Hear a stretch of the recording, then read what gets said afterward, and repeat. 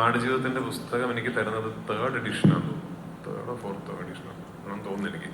അപ്പം അന്ന് ഈ പുസ്തകം വായിച്ചു കഴിഞ്ഞിട്ട് ആദ്യം സ്വാഭാവികമായിട്ട് നമ്മൾ ആദ്യം വിചാരിക്കുക എന്നാൽ പിന്നെ അദ്ദേഹത്തെ കണ്ട് സംസാരിക്കാം എന്നുള്ളതാണ്.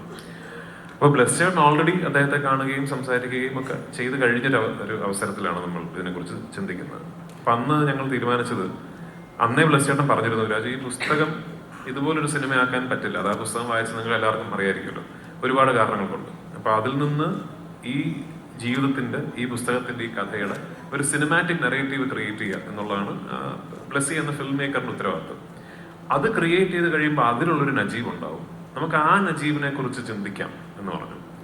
ഞാൻ ശ്രീ നജീബിനെ കാണുന്നതല്ല, ആദ്യമായി സംസാരിക്കുന്നത് നമ്മുടെ സിനിമയുടെ അവസാനത്തെ ഷോട്ട് എടുത്ത് കഴിഞ്ഞ് ഞാൻ ക്യാമറയുടെ ബാക്കിൽ വന്നിട്ടാണ് അദ്ദേഹവുമായിട്ട് ഞാൻ ആദ്യമായി സംസാരിക്കുന്നത്.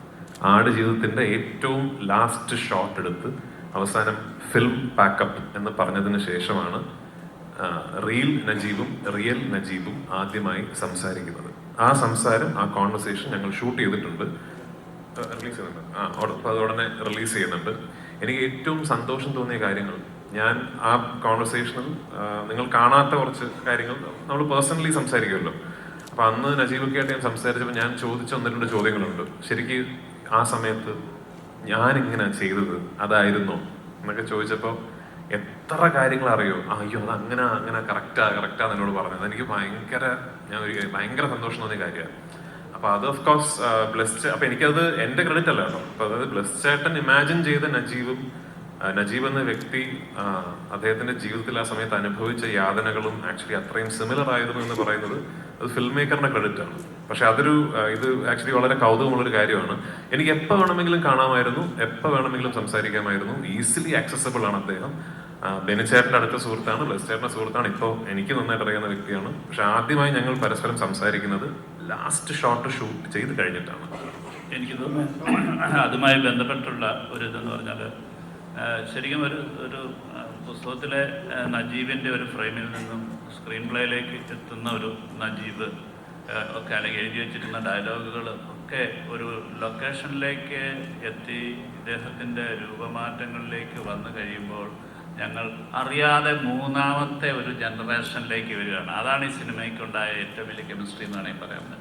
അത് അത്തരം ഒരു മാജിക്കിലേക്ക്, എന്ന് വെച്ചാൽ ഇങ്ങനെ ഡയലോഗ് ഇയാൾക്ക് പറയാൻ പറ്റത്തില്ല എന്നുള്ളത് ആ വേഷത്തിൽ തന്നെ ആ ക്യാരക്ടറുടെ ഇൻവോൾവ്മെൻറ്റിൽ അറിയാതെ പോകുന്നതാണ്. അപ്പോൾ അങ്ങനെ കൊണ്ടുപോയിട്ടുള്ള ഇതാണ് എൻ്റെ ഒരു മേക്കിങ്ങിൻ്റെ ഏറ്റവും വലിയ ആ സ്വഭാവത്തിന്, ആ സിറ്റുവേഷൻ അനുസരിച്ചാണ് അത് വളർന്നുകൊണ്ടിരിക്കുന്നത്. അല്ലാതെ എഴുതി വെച്ചതല്ല ശരിക്കും ഷൂട്ട് ചെയ്തത്.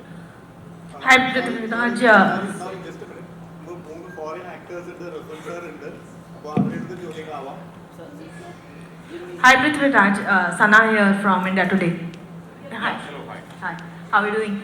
Prithviraj, tell me, of course everyone's talking about your looks, but what was your daughter's reaction to seeing the trailer or the look that when she saw it? The trailer?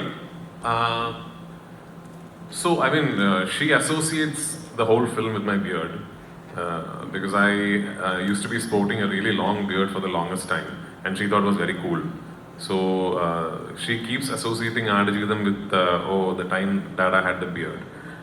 I don't know if there is a film I'd want her to see, and I've made this remark before and people have taken it out of context when I said that I've not shown my films to my daughter. I've had to field questions where people have asked me, then how do you come out and say that others should go to theaters with family and watch the film? The difference being that when my daughter watches a film of mine, she's only 9. She will keep seeing her father on screen. She will not see an actor, unlike your children who will see Prithviraj the actor. So it's a different contextual scenario where a 9-year-old child will have to go and see her father on screen doing things that she never sees him doing otherwise. So for that reason, I have not shown her any of my films. But this is one film when at some point I will proudly show her. And if at one point my daughter turns around and asks me, were you an actor? What does being an actor mean? I think the first film I will show her is Adujeevitham. Also, because it's a survival drama, tell me 3 things that you cannot survive without. my daughter, my wife, and cinema. There's also a lot of talks about Badi Miyan Choti Miyan. Anything you want to say, because that also has a very different look and a personality for you. I'll meet you in Bombay and we will speak in detail. Great. Also, I wanted to speak to